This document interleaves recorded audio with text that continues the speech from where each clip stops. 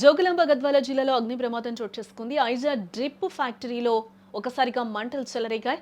ప్రమాదానికి కారణం short circuit అనే అనుమానాలు అయితే వ్యక్తమవుతూ ఉన్నాయి. ప్రమాదంలో ₹1,00,000 విలువైన ఆస్తి నష్టం జరిగినట్లు కూడా సమాచారం అయితే అందుతోంది.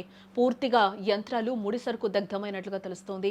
4 గంటల పాటు శ్రమించింది ఫైర్ సిబ్బంది. దీనికి సంబంధించి ప్రాణ నష్టం తప్పడంతో యజమాని ఊపిరి పీల్చుకున్నారు. పరిసర ప్రాంతాల్లో దట్టమైన పొగ కూడా అలుముకున్నట్లుగా తెలుస్తోంది. కేసు నమోదు చేసి దర్యాప్తు చేస్తున్నారు పోలీసులు. జోగులాంబ గద్వాల జిల్లాలో ఘోర అగ్ని ప్రమాదం చోటు చేసుకుంది. ఐజా పట్టణ పరిధిలోని జిప్పు పైపుల ఫ్యాక్టరీలో ఈ రోజు మధ్యాహ్నం ఒక్కసారిగా మంటలు ఎగసిపడ్డాయి. ఫ్యాక్టరీలోని విద్యుత్ వైర్లలో ఏర్పడిన షార్ట్ సర్క్యూట్ కారణంగానే ఈ ప్రమాదం జరిగినట్లు కూడా ప్రాథమికంగా తెలుస్తోంది. నిప్పురవ్వలు పడగానే లోపల ఉన్న ప్లాస్టిక్ ముడి సరుకుకు మంటలు అంటుకున్నాయి.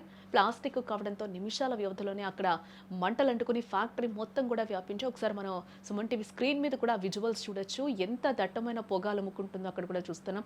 ఆ ఫ్యాక్టరీ నుంచి ఎంత వేగంగా అక్కడ ఆ మంటలు ఎగసి పడుతున్నాయో కూడా మనం చూడొచ్చు. అదంతా కూడా మొత్తం కలిసిపోతూ ఉంది.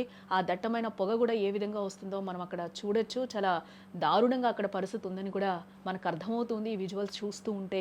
ఒక షార్ట్ సర్క్యూట్ వల్లనే ఈ మంటలన్నీ కూడా ఎగసి పడినట్లుగా ఫ్యాక్టరీలో తెలుస్తూ ఉంది. అందులో కూడా అది ప్లాస్టిక్ కంపెనీ కాబట్టి ఒక్కసారిగా ఈజీగా మంటలు అంటుకోవడానికి కూడా ఛాన్స్ ఉంటుంది కాబట్టి ఈ నేపథ్యంలోనే అక్కడ మంటలు కూడా ఉవ్వెత్తున ఎగసి పడుతున్నట్లుగా కూడా మనకి ఆ విజువల్ చూస్తుంటే అర్థమవుతుంది క్లియర్గా.